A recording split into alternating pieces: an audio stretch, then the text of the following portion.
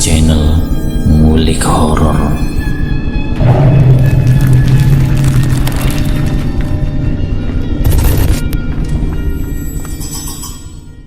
Assalamualaikum warahmatullahi wabarakatuh. Kembali lagi di channel Ngulik Horor. Channel ini menceritakan tentang kisah-kisah misteri. Pada kesempatan kali ini saya akan membawakan kisah misteri yang ditulis oleh Ed Nafila. Kalian juga dapat mengunjungi tweet beliau langsung ya. Nanti link saya akan sediakan di kolom deskripsinya. Oh iya, di dalam cerita ini nama dan tempatnya disamarkan semua ya, untuk menjaga privasi pihak yang terlibat di dalamnya. Yuk daripada kita lama-lama, langsung saja kita simak ceritanya. Bismillahirrahmanirrahim. Kali ini saya akan membawakan kisah misteri yang berjudul Lapak Nasi Goreng yang Tiba-Tiba Berbau Amis. Ini adalah satu kisah pengalaman pedagang nasi goreng di salah satu kabupaten di Jawa Barat. Sebut saja namanya Kang Surono. Ia pergi ke salah satu kota hendak mengadu nasib, sampai beberapa kali mengalami gangguan mistis dari serangan gaib yang tidak bisa dilihatnya, yang secara tiba-tiba membuat lapak dagangannya terkadang bau amis yang sangat mengganggu. Kali pertama Kang Surono membuka usaha, yaitu dengan membuka warung kopi. Belum genap 1 tahun, Kang Surono sudah mendapatkan hal-hal aneh dari mereka-mereka yang iri kepadanya. Warung yang dikelolanya secara tiba-tiba berbau amis, dan Kang Surono harus menghadapi orang-orang yang sengaja ingin membuat warungnya menjadi sepi. Namun di tahun berikutnya Kang Surono beralih berjualan nasi goreng. Kang Surono berangkat dari rumah ke satu kota untuk melihat tempat yang akan dijadikan sebagai tempat berjualan nasi goreng. Ia mendapatkan tempat yang lumayan strategis, dan tempat itu sudah disediakan oleh temannya. Sebut saja namanya Pak Hamdan. Dia itu adalah juga seorang penjual nasi goreng yang tinggalnya itu satu kampung dengan Kang Surono. Tapi waktu itu saat datang ke tempat itu, Kang Surono diceritakan oleh Pak Hamdan, "Nanti kalau kamu sudah berjualan nasi goreng di sini, kamu harus waspada dan hati-hati ya," ujar Pak Hamdan. "Memangnya kenapa, Pak?" tanya Pak Surono. "Ya soalnya yang sudah-sudah dari beberapa orang yang berjualan, menjual apapun di tempat ini, tidak ada yang betah. Saya tidak tahu sebabnya apa. Dari penjual es buah, sate ayam, nasi uduk, pokoknya sudah beberapa kali pedagang yang menempati tempat ini tidak betah. Dan tempat ini sekarang saya tempatkan ke kamu langsung," jawab Pak Hamdan. "Ya sudah, tidak apa-apa Pak. Terima kasih atas bantuannya ya Pak," kata Pak Surono. Di hari pertama Kang Surono berjualan nasi goreng masih normal-normal saja. Sehari habis 20 porsi sampai 40 porsi. Tapi pernah satu waktu, mungkin karena rasa khas nasi gorengnya ini enak, Kang Surono biasa membuka itu selepas sholat maghrib. Dan sebelum maghrib itu sudah mulai menata tempat area jualannya. Dari mulai memasang tenda sampai menyapu tempat dan lainnya. Singkat ceritanya, setelah sholat maghrib dibuka dagangannya. Waktu itu Kang Surono sendirian. Dia tidak ada yang membantu untuk menjaganya maupun menemaninya. Dan di situ ada orang lain di sebelahnya yang berjualan, namanya Pak Pendi. Lalu kemudian Pak Surono menitipkan dagangannya kepada Pak Pendi. "Mas Pendi, saya nitip dagangannya sebentar ya. Saya mau sholat dulu," pinta Pak Surono. "Oh iya Kang," jawab Mas Pendi. Setelah selesai melakukan sholat, Kang Surono mulai menjajakan nasi gorengnya. Dari jam 6 sampai jam 9 habis tidak tersisa. Padahal biasanya itu sampai jam 1, terkadang juga jam 2 malam itu baru habis. Terkadang juga masih ada sisa. Tapi hari itu jam 9 malam sudah habis, sangat banyak pengunjungnya. Karena dagangannya habis, tukang somai yang biasanya sampai jam 11 sampai keheran-heranan. Wah, mantap Kang, sudah habis jam segini, tumben sekali ya. Biasanya kan sampai jam 2, kata Kang Somai. Ya, hari ini alhamdulillah habis tidak tersisa, jawab Kang Surono. Keesokan harinya seperti biasa buka habis maghrib. Setelah sholat maghrib waktu itu Kang Surono langsung merasakan ada yang aneh. Hari kemarin itu larisnya minta ampun, jam 9 itu rame dan bahkan sampai habis nasi gorengnya. Tapi hari ini sampai jam setengah 8 malam satu porsi pun belum terjual. Dia tunggu pelanggan satu persatu dan bahkan ada pelanggan yang sering membeli ke tukang somai itu banyak dan juga banyak orang yang lewat. Namun kali ini tidak ada satupun yang mampir ke tempat nasi gorengnya Kang Surono. Dan sampai singkat ceritanya hampir jam 10 malam barulah ada pengunjung yang datang 2 orang. Yang datang adalah laki-laki sama perempuan. Dan dia pun memesan hanya 1 bungkus saja. Dan sampai jam 2 malam itu hanya 5 porsi yang terjual. Di sini Kang Surono sempat bingung, kenapa berbeda sekali dengan yang kemarin. Tapi Kang Surono masih berpikir positif saja. Mungkin saya kemarin sudah dikasih lebih, jadi hari ini saya dikasih sedikit, gumam Pak Surono di dalam hati. Lalu kemudian di hari ketiga seperti biasa berjualan dan hasilnya masih sama. Hanya 7 porsi yang terjual sampai 4 hari berturut-turut, dagangannya sepi sekali. Padahal waktu pertama Kang Surono jualan itu ramai. Jam 9 malam sudah habis tidak tersisa. Setelah Kang Surono mendapatkan hal yang aneh selama 4 hari berturut-turut dengan dagangannya yang sangat sepi sekali. Tidak ada 10 porsi yang terjual. Kang Surono yang mengalami hal seperti itu bercerita kepada Pak Hamdan. "Bagaimana ya Pak? Saya kok bingung," ujar Pak Surono. "Nah itulah yang membuat para pedagang di situ tidak betah. Karena seperti yang kamu alami sekarang, kalau hari ini laris, ya pasti besoknya sepi. Dan itu akan berlanjut terus-menerus. Makanya banyak pedagang yang pindah. Dan mending cari tempat yang lain daripada di tempat kamu mangkal. Tapi pesan saya sama kamu coba kuat saja. Barangkali itu adalah ujian buat kamu," kata Pak Hamdan. Di lain harinya Pak Surono yang bertemu dengan temannya yang di kampung, sebut saja namanya Hadi. Pak Surono bercerita kepada Hadi mengeluarkan keluh kesahnya. "Saya sudah 4 hari ini jualan sepi sekali. Bahkan setiap hari tidak ada 10 porsi yang terjual. Padahal kemarin banyak pelanggan yang datang. Bahkan ada yang kecewa karena sudah keburu habis. Tapi kenapa sudah 4 hari ini sepi sekali ya?" kata Pak Surono.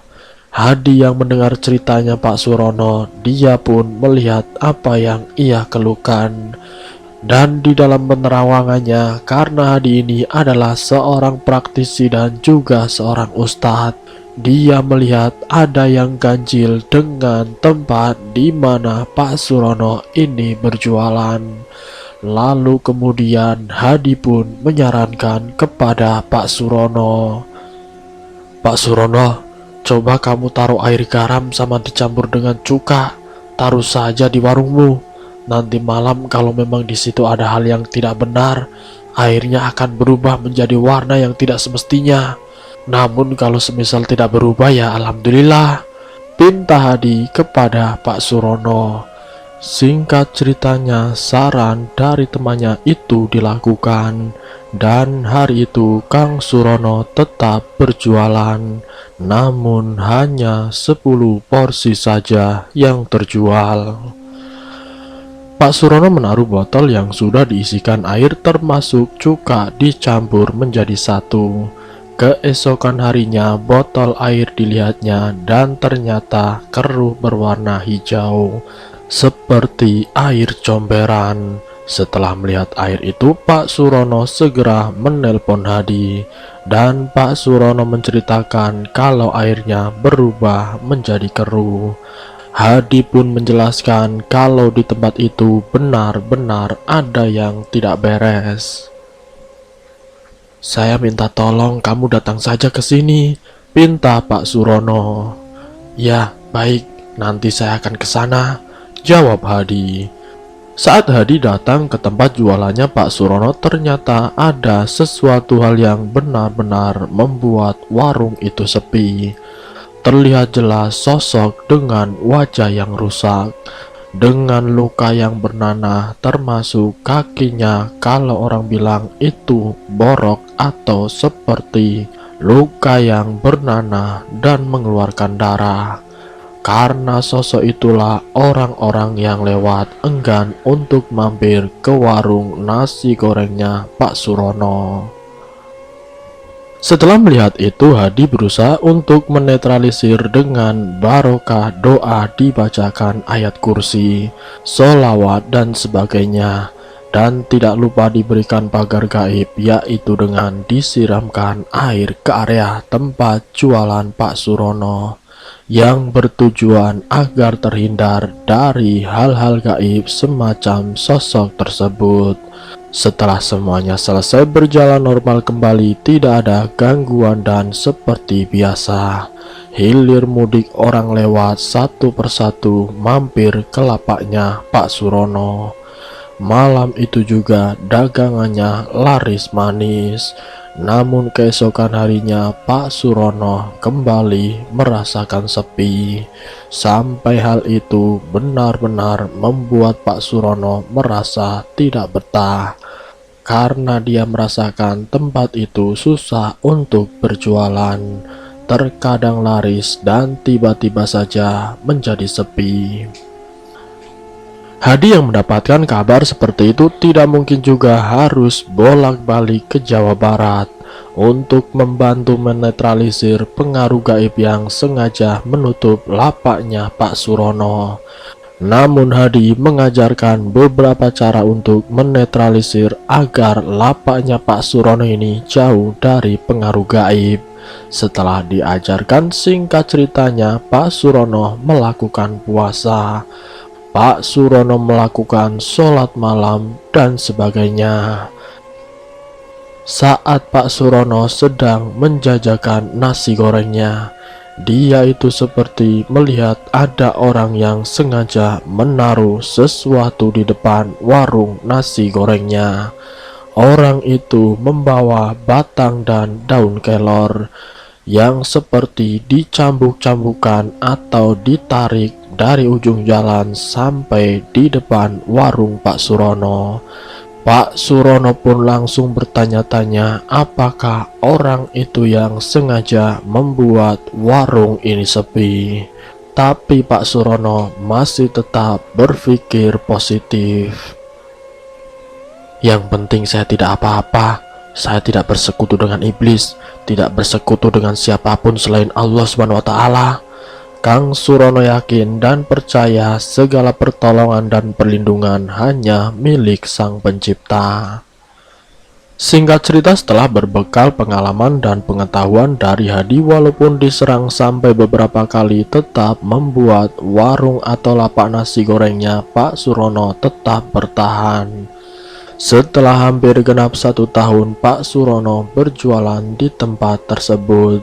Dengan berjualan nasi gorengnya kini berangsur-angsur membaik, tidak seperti sebelumnya yang membuat pedagang somai yang ada di sampingnya pun penasaran. "Kang, sampean kok masih betah di sini?" Tanya Kang Somai. Memangnya kenapa mas? Tanya balik Pak Surono. Ya soalnya banyak para pedagang di sini yang tidak betah, tapi cuma sampean yang betah sampai 1 tahun lamanya. Sampean tahu kan, orang-orang di sini yang jualan di sini harus bersaing dengan warung makan di seberang jalan. Setiap kali ada yang menyaingi, pasti mereka iri, dan dirinya itu bukan hanya sebatas iri, tapi mereka juga akan menyerangnya. Jelas Kang Somai. Sudahlah, biarkan saja, tidak usah berpikiran negatif, tidak usah berprasangka buruk terhadap warung depan jalan itu. Biarkan, kalau memang mereka pelakunya, ya dugaannya sampean benar, tapi kalau bukan dia pelakunya, nanti jatuhnya fitnah, dan tidak bisa dibuktikan secara nyata kan? Jadi biarkan saja, terserah mereka mau apa, yang penting kita tidak berbuat salah dengannya, kata Pak Surono. Setelah mendapatkan informasi dari pedagang somai tadi, Pak Surono mencoba memperhatikan apakah benar warung yang di depan seberang jalan ini adalah pelakunya. Dia cermati setiap hari ketika membuka lapaknya. Dan pernah satu waktu Pak Surono sengaja menutup warungnya itu lebih dini. Dia sengaja membuka warungnya jam 6 dan ditutup jam 9 malam. Baru 3 jam buka warung sudah ditutup. Padahal aslinya itu nasinya masih ada. Cuma dia berpura-pura kalau nasinya itu sudah habis dan disampaikan ke akang yang berjualan di dekat lapaknya. Nanti kalau ada orang yang kesini bilang saja saya sudah tidak melayani lagi. Bilang saja sudah habis, saya mau istirahat, kata Pak Surono. Setelah itu lampu dimatikan, sementara Pak Surono malah duduk di belakang gerobaknya. Sampai Pak Surono ketiduran di gerobaknya. Pak Surono ini antara sadar dan tidak sadar. Dia seperti melihat ada sosok yang benar-benar menakutkan yang mengelilingi lapak nasi gorengnya. Dengan sosok yang tubuhnya mengeluarkan bau bangkai dan amis. Dan Pak Surono merasakan sendiri sosok itu ada di lapaknya.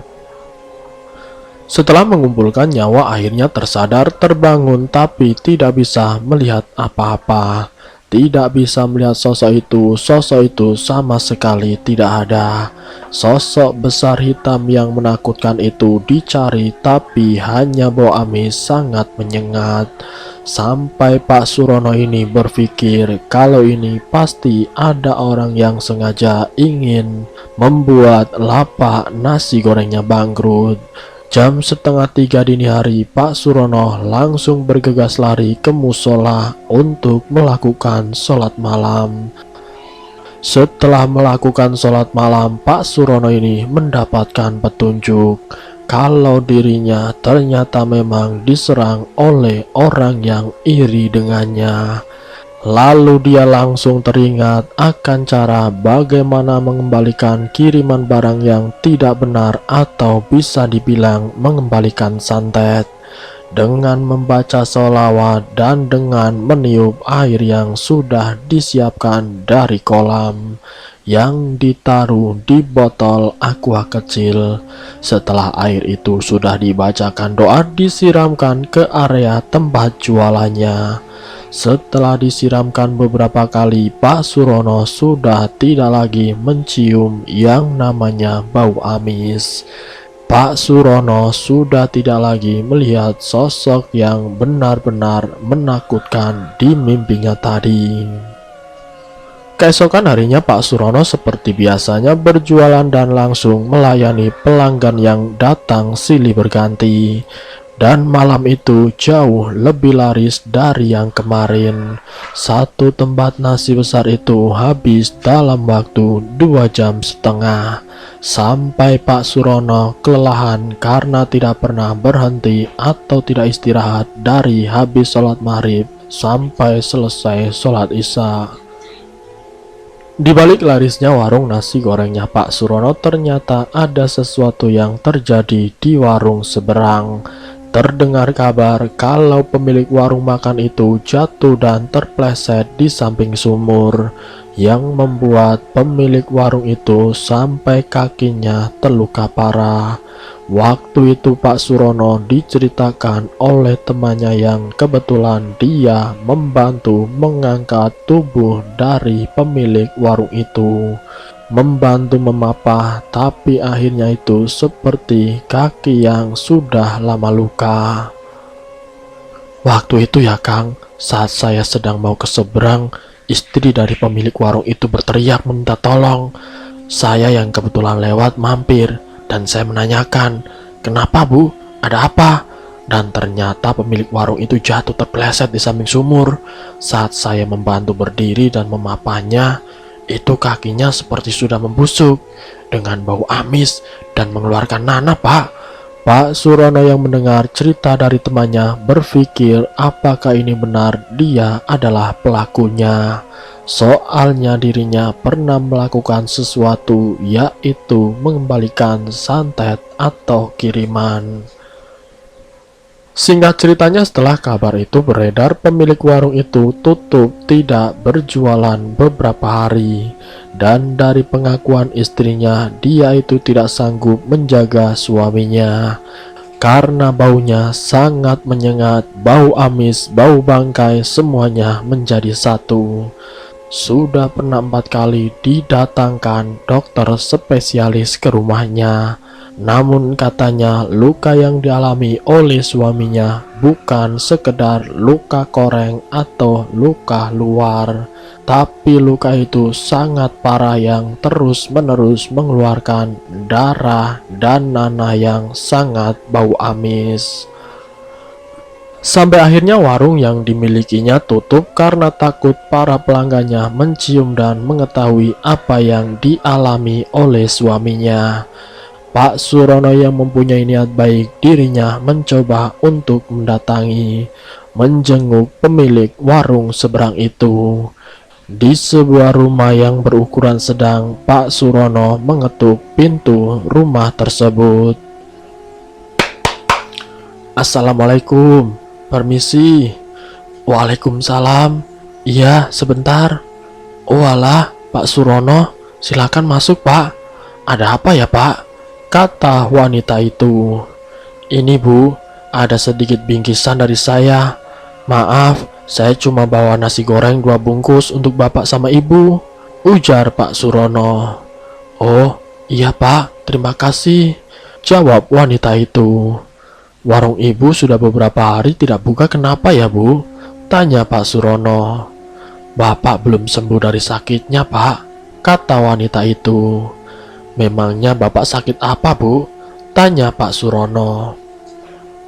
Istri dari pemilik warung itu mengajak Pak Surono untuk melihat kondisi suaminya. Sampai di tempat suaminya terbaring, Pak Surono sangat terkejut melihat keadaannya. Dia benar-benar sudah tidak berdaya, hanya bisa terbaring di atas kasurnya. Bau amis yang langsung menyambut indera penciumannya membuat Pak Surono tidak kuat lama-lama di kamar tersebut. "Apakah jangan-jangan ini akibat saya mengembalikan santet atau kiriman itu?" gumam Pak Surono. "Oh iya Bu, apa Bapak sudah diperiksakan ke dokter atau kemana Bu?" tanya Pak Surono. "Sudah Pak, sudah saya periksakan. Tapi kata dokter kakinya harus diamputasi Pak," jawab wanita itu. "Memang kenapa kakinya Bu?" tanya Pak Surono. "Kakinya itu terus-menerus mengeluarkan darah sama nanah, dan itu tidak bisa diobati secara luar, dan satu-satunya jalan keluarnya katanya harus diamputasi Pak," jawab wanita itu menjelaskan. Sementara kondisi dari pemilik warung itu masih terbaring di dalam kamar tidur yang sudah tidak berdaya untuk berjalan, berdiri pun tidak bisa. Istri dari pemilik warung itu mengajak Pak Surono ke satu ruangan yang digunakan untuk dia membuka warungnya. Pak Surono langsung diajak ngobrol dan istri dari pemilik warung itu menceritakan tentang kelakuan suaminya. "Suami saya itu kalau dinasihati susah, Dan dia itu paling tidak suka dengan orang-orang yang jualannya laris, dan hal yang sering dilakukan yang membuat para pedagang itu tidak betah berjualan. Mungkin juga Bapak merasakan hal itu, kata wanita itu. Maaf ya Bu, maksudnya bagaimana ya? Tanya balik Pak Surono. Maksud saya ngomong seperti itu karena suami saya sering cerita dia itu tidak suka sama kamu karena kamu itu jualannya laris. Ibu tahu kalau yang namanya rezeki itu sudah ada yang ngatur.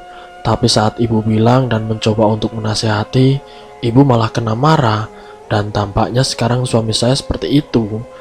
Ya saya sudah bilang apa adanya. Ibu sudah berusaha sabar menghadapi kelakuan bapak. Tapi apa balasannya? Saya sebagai istri bagaimanapun juga dia suami saya. Saya harus merawat dia dengan tulus, kata wanita itu.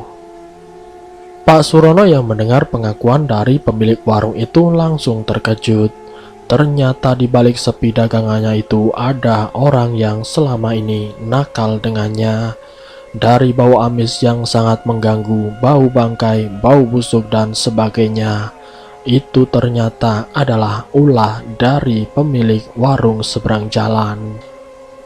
Singkat ceritanya, semenjak saat itu Pak Surono, Pendi, pedagang siomay, dan pedagang yang lainnya melihat kondisi warung di depannya di seberang jalan sudah sangat lama tidak buka.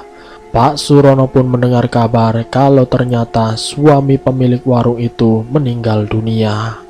Pak Surono yang mendengar kabar kalau pemilik warung itu meninggal dunia. Pak Surono sangat kaget dan terkejut. Tapi bagaimana dia mau tahu atau mau menjenguk kondisi ibunya? Sementara Pak Surono tidak tahu di mana tempat tinggalnya yang sekarang. Karena setelah Pak Surono menjenguknya, mereka memutuskan untuk pindah dari rumah. Kita pahami bahwa segala sesuatu yang buruk bisa berakibat pada diri sendiri, dan segala sesuatu yang baik juga akan berakibat pula pada diri kita sendiri. Dan selesai. Semoga dari kisah ini kita dapat mengambil hikmah dan pelajarannya. Ambil sisi baiknya dan buang jauh-jauh sisi buruknya. Terima kasih untuk kalian yang sudah mampir di channel ini. Jika kalian tertarik dengan video kami, silahkan tekan tombol like, share, dan komen. Tekan subscribe untuk mengikuti video-video kami yang selanjutnya. Wassalamualaikum warahmatullahi wabarakatuh.